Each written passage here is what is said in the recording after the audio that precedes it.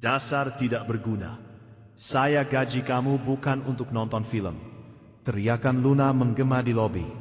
Sio cantik yang dikenal dingin itu mempermalukan Arman. Obe tampan yang hanya bisa tertunduk saat laptopnya dibanting ke lantai. Hina, rendah, tak berharga. Itulah yang dilihat semua orang. Tapi mereka salah besar. Yang Luna hancurkan bukan tontonan santai, tapi satu-satunya pertahanan yang sedang dibangun Arman untuk menangkis serangan virus yang mengincar seluruh aset perusahaan.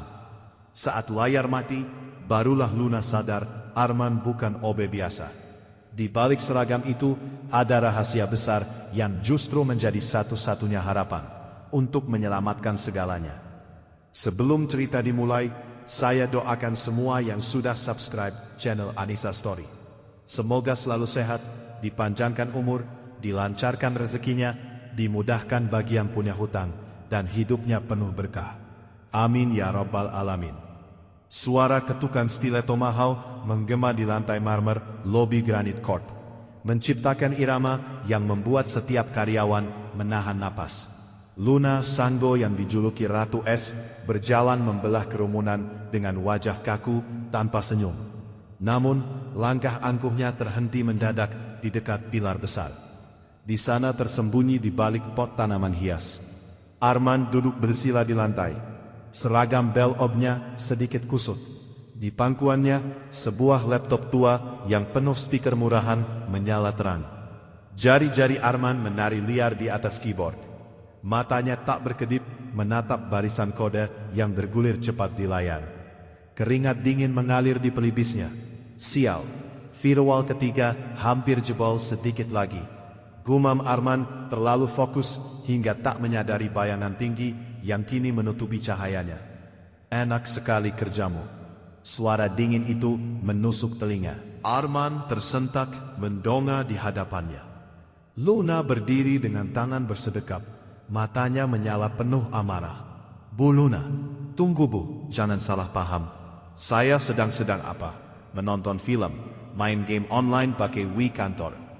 Potong Luna kasar, suaranya meninggi, menarik perhatian puluhan karyawan dan tamu yang ada di lobi. Saya membayar kamu untuk memastikan lantai ini bersih, bukan untuk numpang duduk seperti parasit. Bu, dengarkan saya. Sistem keamanan kantor sedang diserang. Saya harus... Arman mencoba berdiri, tapi Luna sudah habis kesabaran. Dengan gerakan cepat, Luna merampas laptop dari pangkuan Arman. Tanpa ragu sedetik pun, ia mengangkat benda itu tinggi-tinggi dan membantingnya keras ke lantai marmer. Suara plastik hancur dan kaca pecah terdengar mengerikan. Layar laptop itu berkedip sekali, menampilkan warna merah. Sebelum mati total menjadi rongsokan elektronik. Hening. Seluruh lobi senyap seketika. Napas Luna memburu. Ia menunjuk wajah Arman dengan telunjuk gemetar karena marah. Dasar sampah malas. Kamu pikir perusahaan ini panti asuhan? Kemasi barang-barangmu yang tidak berharga itu. Detik ini juga kamu saya pecat. Arman menatap serpihan laptopnya yang berserakan. Harusnya ia marah. Harusnya ia memohon. Tapi Arman justru berdiri tegak. Ia merapikan keras seragamnya dengan tenang. Lalu menatap manik mata Luna dalam-dalam. Tidak ada rasa takut di sana. Hanya tatapan dingin yang membuat nyali Luna sedikit menciut. Arman mendekat selangkah. Lalu berbisik dengan nada rendah, namun cukup jelas untuk didengar orang-orang di sekitarnya.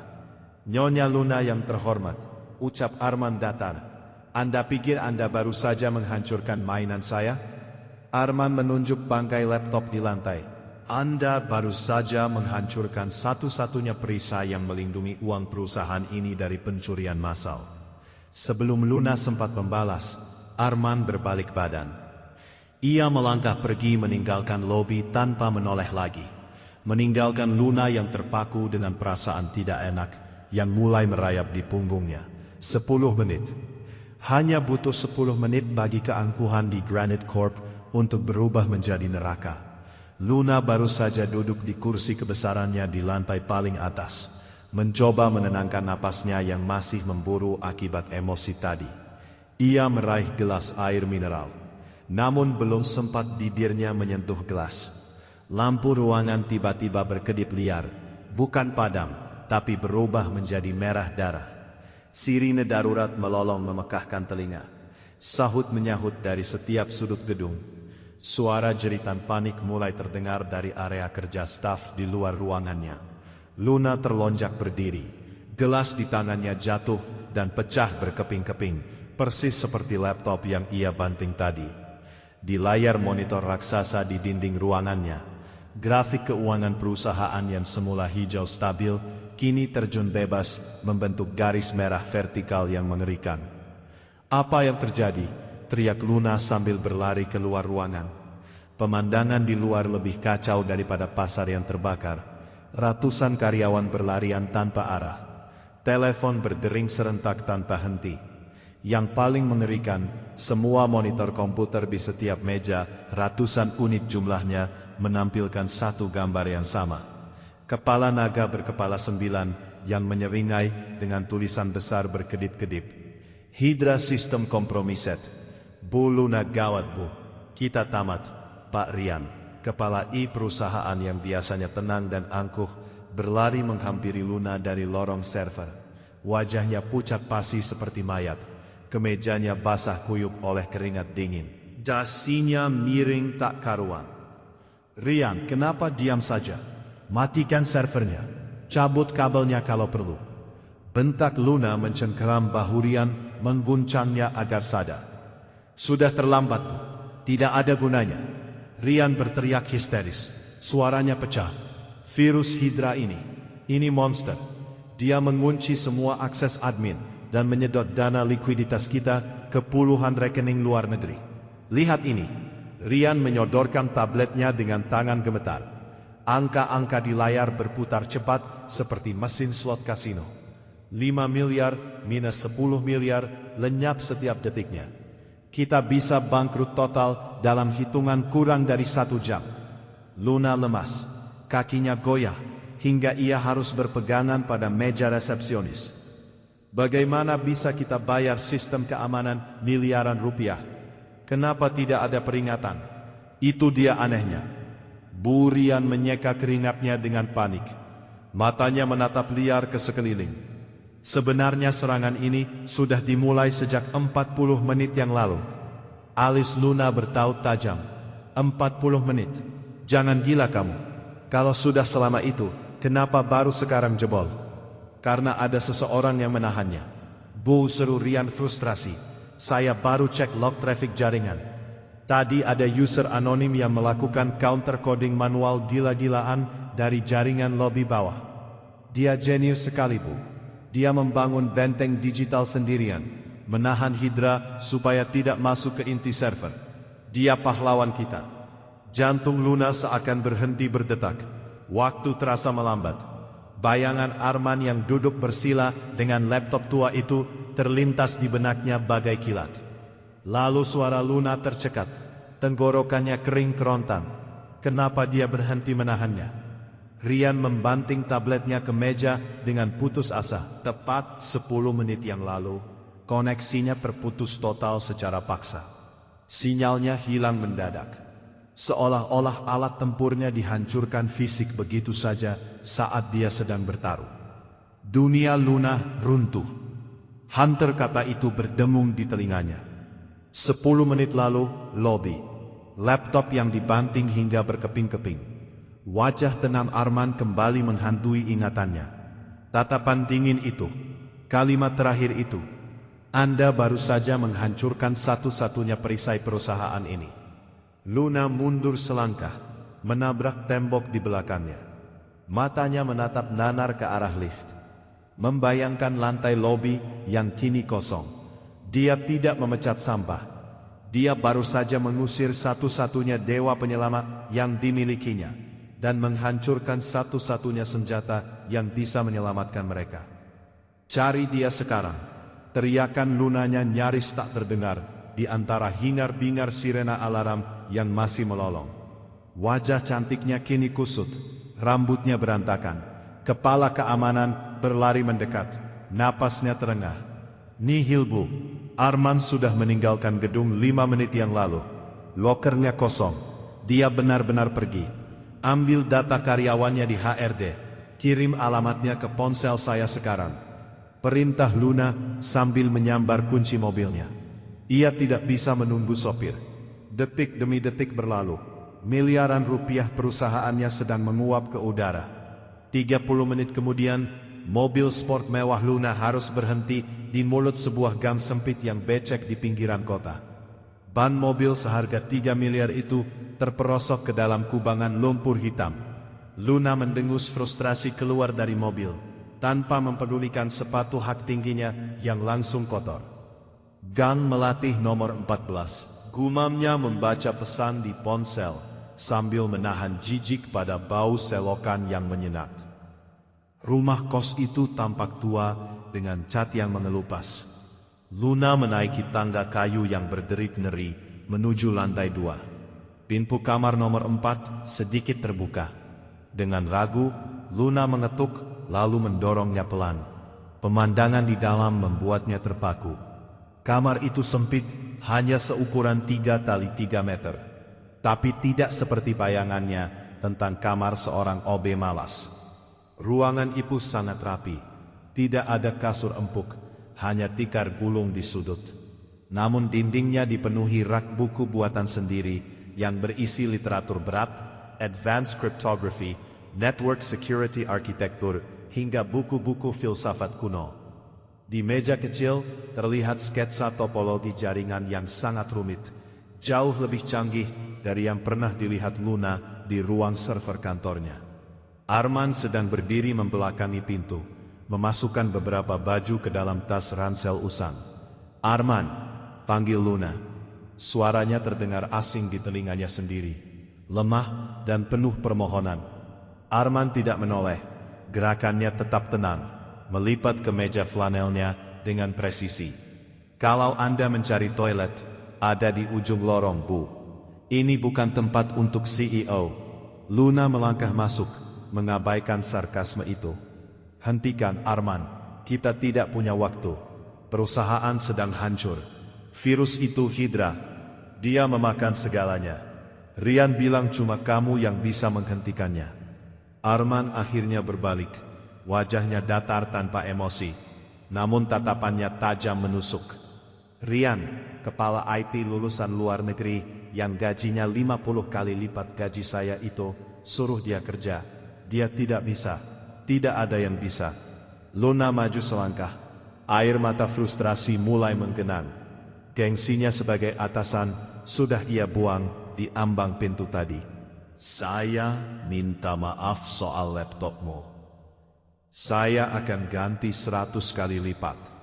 Saya akan naikkan gajimu apapun. Tapi tolong kembali ke kantor sekarang." Arman tertawa kecil.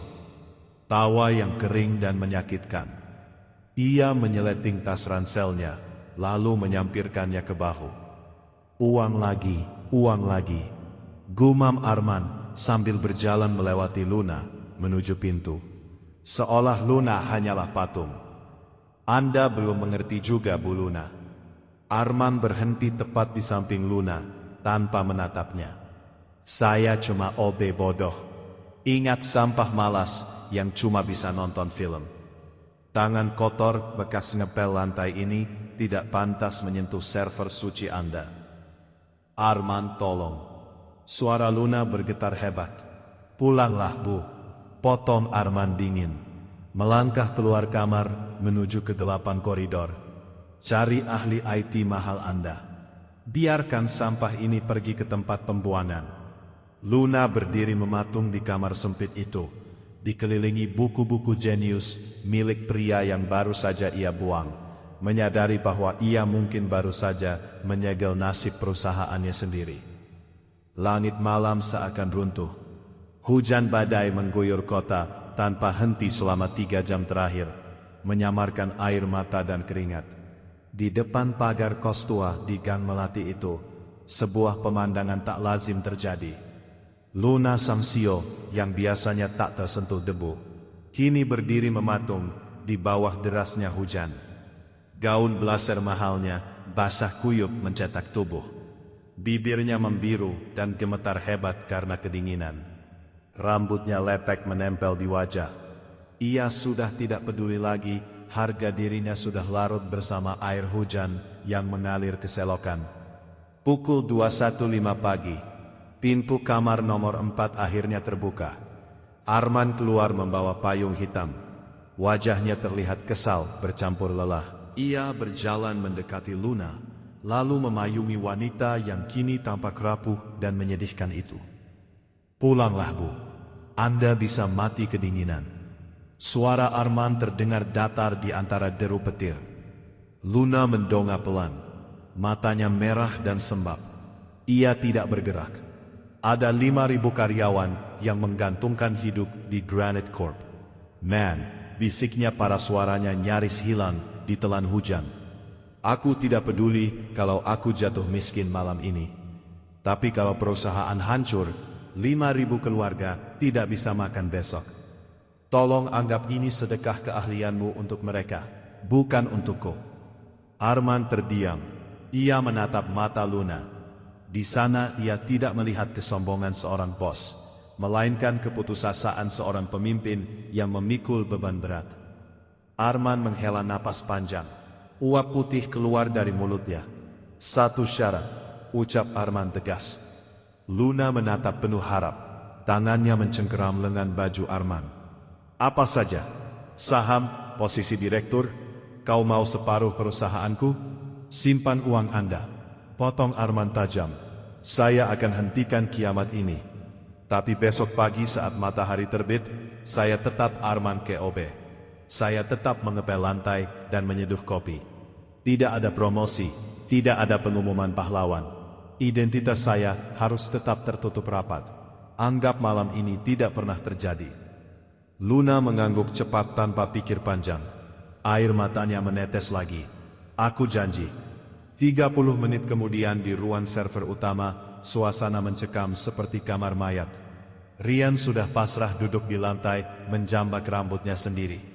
Monitor raksasa menunjukkan sisa dana perusahaan tinggal 3%. "Habis sudah tamat riwayat kita." Brak, pintu ruang server terbuka kasar. Luna masuk dengan basah kuyup. Diikuti Arman yang mengenakan hoodie hitam menutupi seragam OB-nya. Tanpa bicara, Arman langsung menggeser tubuh Rian dari depan konsol utama dengan kasar. "Hei, apa-apaan ini? Jangan sentuh!" teriak salah satu staf IT. "Diam!" bentak Luna menggelegar. "Biarkan dia kerja atau kalian semua saya pecat." Jari-jari Arman menyentuh keyboard. Seketika aura ruangan berubah. Tidak ada keraguan sedikit pun. Bunyi ketikan keyboard terdengar seperti tembakan senapan mesin. Cepat beri rama dan mematikan. Arman tidak sekadar mengetik. Dia sedang menari di atas kode. Barisan kode hijau mulai membanjiri layar. Memakan kode merah Hydra dengan agresif. "Mustahil," desis Rian. Matanya terbelalak tak percaya melihat layar. Dia melakukan reuri kernel sambil menangkis serangan DOS secara bersamaan. Kecepatan macam apa ini? Arman tidak berkedip. Matanya fokus memburu celah. "Dapat kau," gumamnya pelan. Enter. Satu tombol ditekan keras. Layar berkedip putih menyilaukan, lalu berubah menjadi biru tenang.